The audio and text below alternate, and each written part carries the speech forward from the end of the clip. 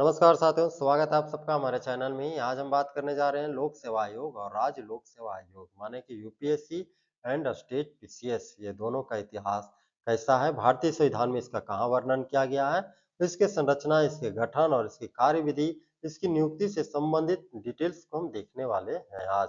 ठीक है ना। तो सबसे पहले हम देखेंगे लोक सेवा आयोग, पब्लिक सर्विस कमीशन। लोक सेवा आयोग की संकल्पना सबसे पहले किसने किया था, वह कौन व्यक्ति थे जिसने ये संकल्पना किया था कि सरकारी भर्तियों के लिए एक स्वतंत्र आयोग होना चाहिए जो सरकारी भर्तियां आयोजित करे।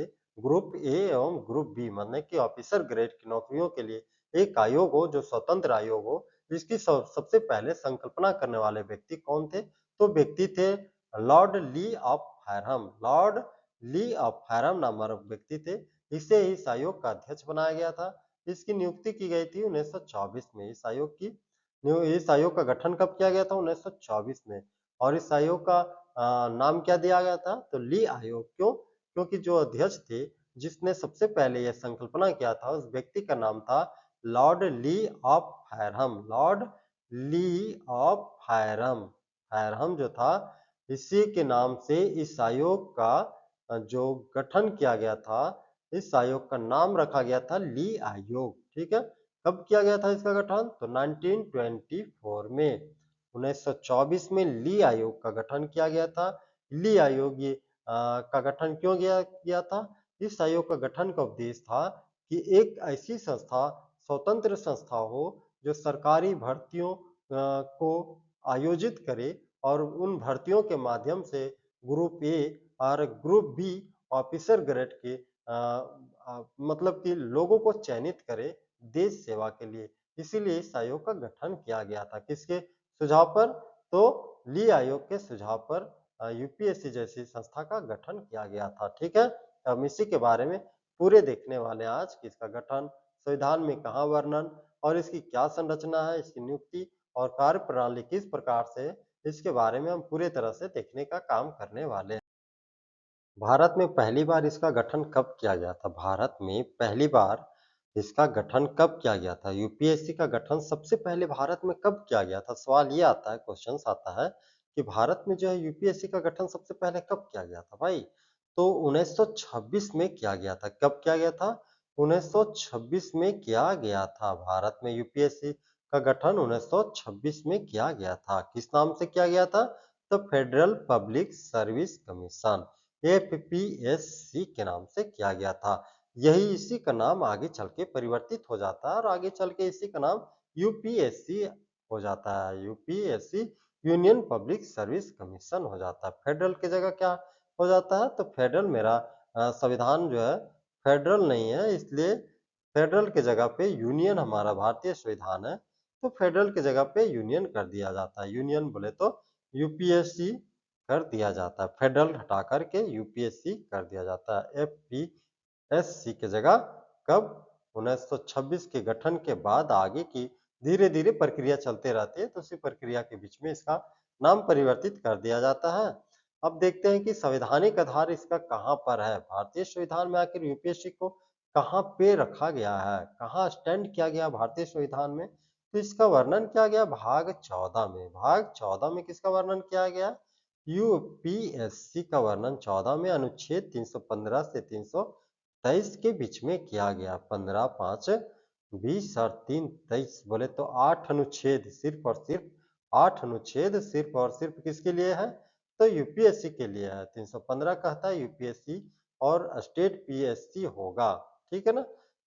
अनुच्छेद 315 ये क्वेश्चन आता है कि किस अनुच्छेद के अंतर्गत यूपीएससी का गठन किया गया या किस अनुच्छेद के अंतर्गत पीसीएस की गठन किया गया। पब्लिक सर्विस किसी स्टेट पीसीएस जो होता है, तो स्टेट पीसीएस का गठन किसके अंतर्गत किया गया, किस अनुच्छेद के अंतर्गत? तो दोनों का गठन किसमें है? 315 के अनुच्छेद में। ठीक है ना। और इसमें एक अध्यक्ष होगा और अध्यक्षों के साथ साथ कुछ सदस्य होंगे। अध्यक्ष होंगे, जब इसकी कोई संस्था का गठन किया जाएगा तो उसको चलाने वाला अध्यक्ष होगा ना जी। तो उसका गठन 316 में किया गया और अध्यक्ष के साथ साथ अध्यक्ष तानाशाना हो जाए, इसीलिए उसके साथ साथ सदस्य भी होंगे। सदस्यों की भी नियुक्ति किसके अंतर्गत? 316 के अंतर्गत। अब जब सदस्य होंगे और अध्यक्ष होगा और मान लीजिए अध्यक्ष निकम्मा हो जाए, तो उस अध्यक्ष को हटाने के लिए भी तो कोई प्रक्रिया होनी चाहिए। ऐसा तो नहीं ना कि अध्यक्ष बन गया, उसके बाद वो अपनी मनमानी करने लगे। तो ऐसा उस पर लगाम लगाने के लिए, उस पर कंट्रोल करने के लिए, उसे हटाने की प्रक्रिया 317 में बताया गया कि इसमें अनुच्छेद 317 कहता है कि यूपीएससी हो या स्टेट पीसीएस हो, उसके अध्यक्ष या उसके सदस्य को हटाया जा सकता है। किसके अनुसार?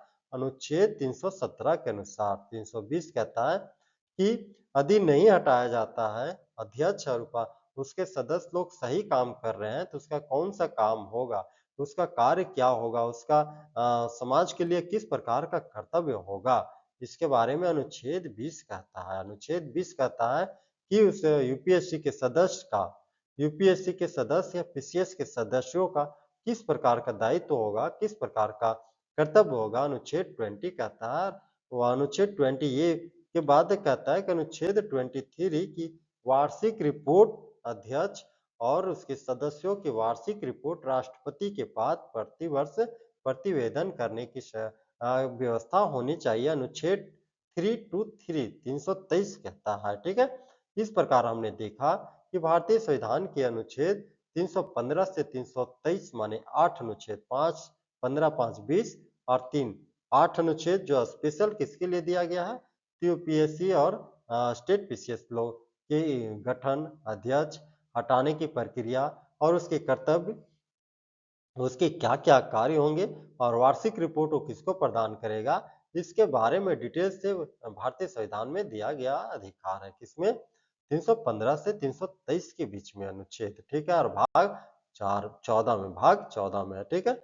आगे हम देखते हैं कि लोक सेवा आयोग। अब हम स्टेट पीसीएस से पहले यूपीएससी को देख लेते हैं, माने यूनियन पब्लिक सर्विस। यूपीएससी क्या है भाई?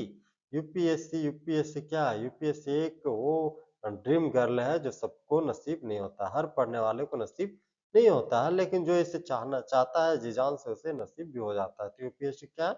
यह यह सरकार की एक स्वतंत्र संवैधानिक संस्था है। क्या? सरकार की एक स्वतंत्र संवैधानिक संस्था है और ये ग्रुप ए और ग्रुप बी जैसी सेवाओं की भर्ती करता है।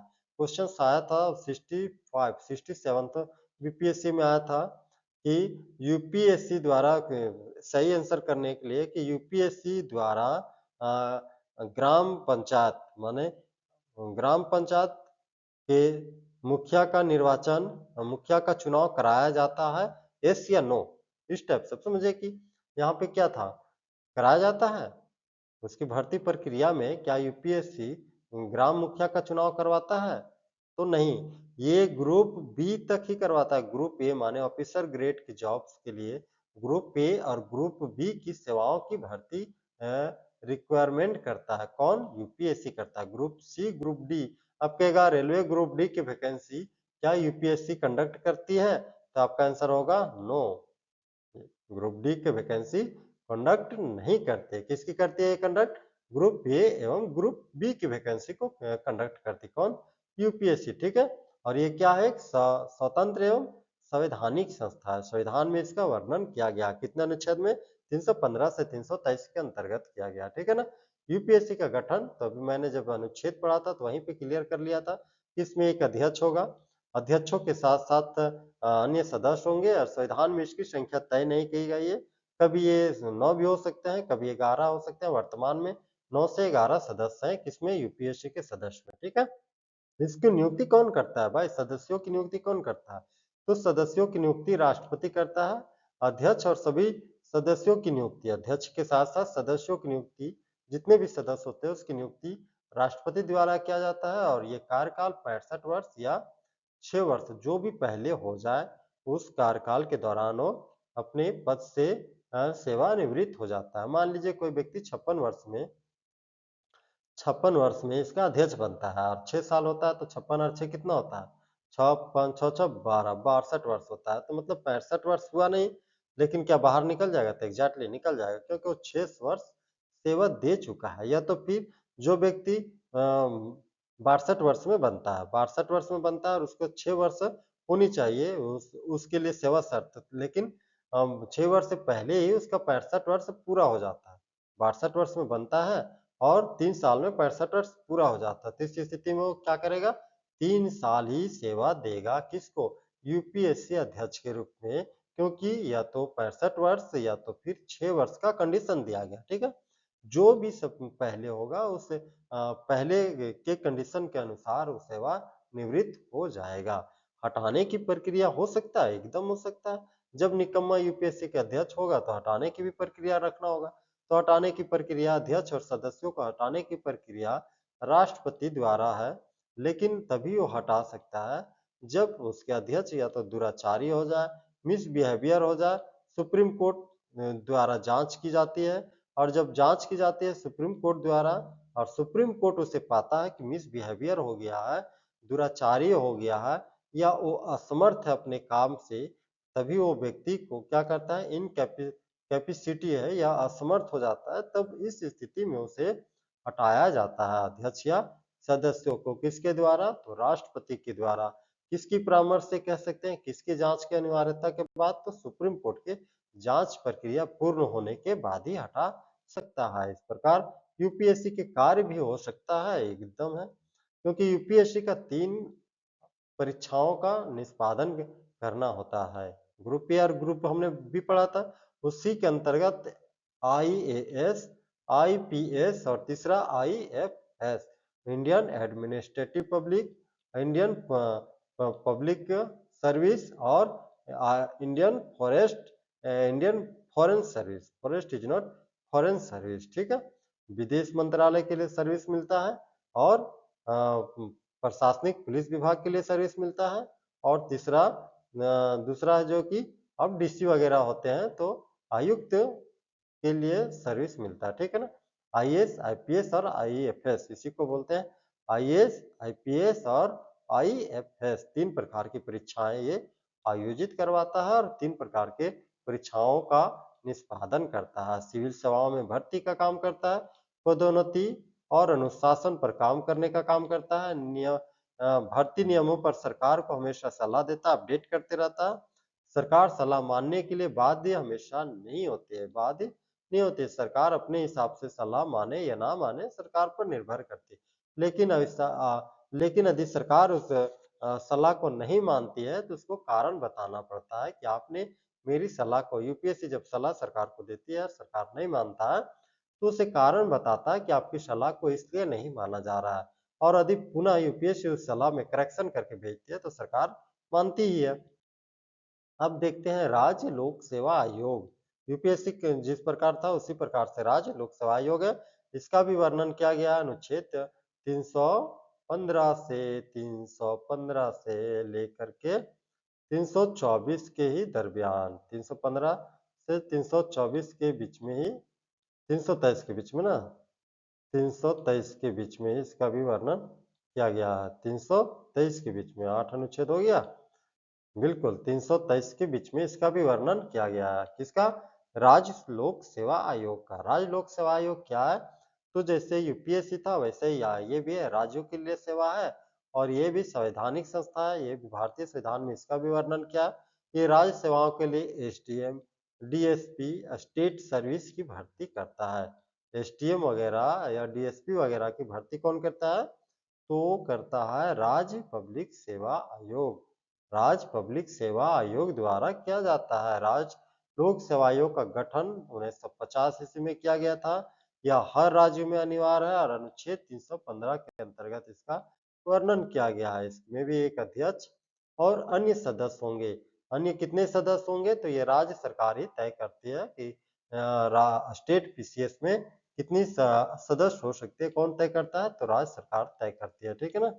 इसकी नियुक्ति कौन करता है, जैसे यूपीएससी के लिए कौन करता था, राष्ट्रपति करता था, वैसे स्टेट पीसीएस के लिए कौन करेगा, तो स्टेट का सबसे बड़ा पद किसके पास होता है, तो राज्य के पास होता है, राज्यपाल के पास होता है। तो राज्यपाल ही इनकी नियुक्ति करता है कि किसका, अध्यक्ष का, और अध्यक्षों के साथ साथ जो सदस्य होते हैं दोनों का, अध्यक्ष और सदस्यों की नामों की सिफारिश या नामों की नियुक्ति कौन करता है, राज्यपाल। इसका कार्यकाल 6 वर्ष या 62 दिन। देखिए यहाँ पे 62 दिन बोल दिया मैं, 62 वर्ष या 6 वर्ष है। और यूपीएससी का अध्यक्ष कितना, 6 वर्ष या 65 वर्ष, तो 3 वर्ष कम किया गया है स्टेट पीसीएस वाला का, ठीक है ना? ये ध्यान रखिएगा, स्टेट पीसीएस का जो अध्यक्ष है उसका कार्यकाल या सदस्य जो है उसका 3 वर्ष कम है, किसका, यूपीएससी वाला अध्यक्ष से, ठीक है? हटाने की प्रक्रिया वही है जो कि यूपीएससी वाले का है, और वही प्रक्रिया राष्ट्रपति अपनाता है, किसके माध्यम से, तो सुप्रीम कोर्ट की भूमिका इसमें अहम होती है, जब तक सुप्रीम कोर्ट ये नहीं डिसाइड करती है, निर्णय नहीं देती है कि हाँ, अध्यक्ष द्वारा मिसबिहेव किया गया है या तो वो असक्षम है इस काम को करने में, तब तक आप उसके अध्यक्ष या सदस्यों को हटा नहीं सकते हैं, ठीक है? लोक सेवा आयोग का महत्व, वर्तमान समय में क्या है लोक सेवा आयोग का महत्व?